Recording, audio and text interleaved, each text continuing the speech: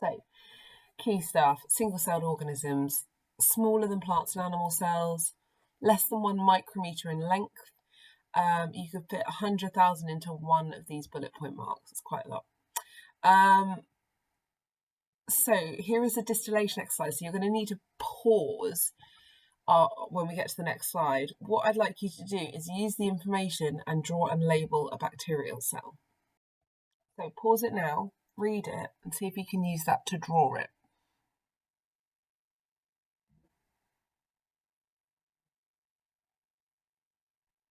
Hopefully you pause that for long enough. It actually describes it really, really well. So you probably will have a 2D diagram looking something along like this. So the DNA is not in a nucleus. We've got this chromosomal DNA through the centre, and we've also got this circular plasmid DNA along the side. Slime catchall, flagellums. If you couldn't draw one, draw and label it up now, please.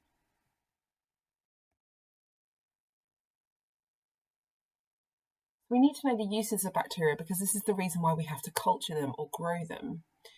So yogurts, you get prebiotic and probiotic yogurts, and they affect your gut in lots of different ways. Remember that you are more bacteria than most other things in your body.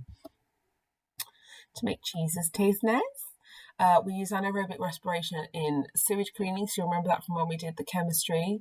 We used aerobic and anaerobic bacteria to break down feces and sewage. And also we use them in drugs. And we also have to use them to test drugs. We grow bacteria to test drugs on them also. So when we've got a culture, we culture bacteria. We're growing a large colony of bacteria.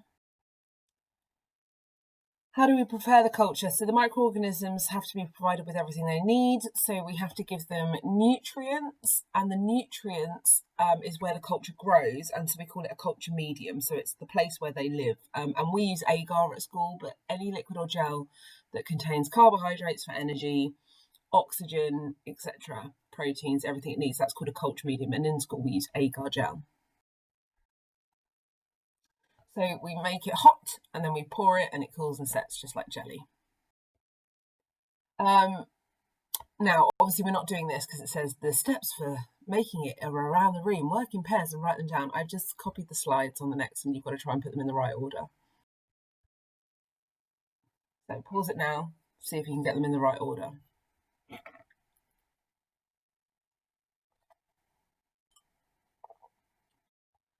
And here come the answers in the correct order.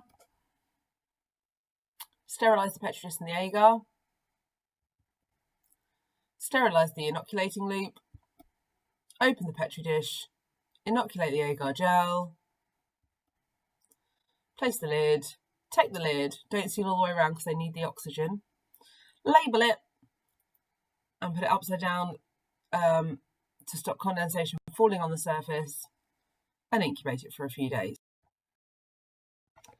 So we need uncontaminated cultures to investigate the effects of chemicals, disinfectants. Very often in the lab, we will grow very harmless, but there's always a risk of mutation. So the DNA might change due to the situation, and that could then produce a dangerous pathogen, which is why we seal them and incubate them at much lower temperatures. So 25 degrees in hospital, it's 37 degrees because we want them to grow slower and we don't want them to grow run out of nutrients, but we also don't want them to become dangerous. Oh, that's the last one. So that probably took you a little while, even though the video is very, very, very, very short, because you have to draw them and get the steps in order. Please make sure you do that and present that in a way that's going to help you. You might want to go and find some pictures on the internet or in a book of each of the stages and jot those down. You're going to need to use those as instructions, if you like, for when you do this yourself. I will also attach a video of me doing it so that you can actually physically see it. Take care. Bye-bye.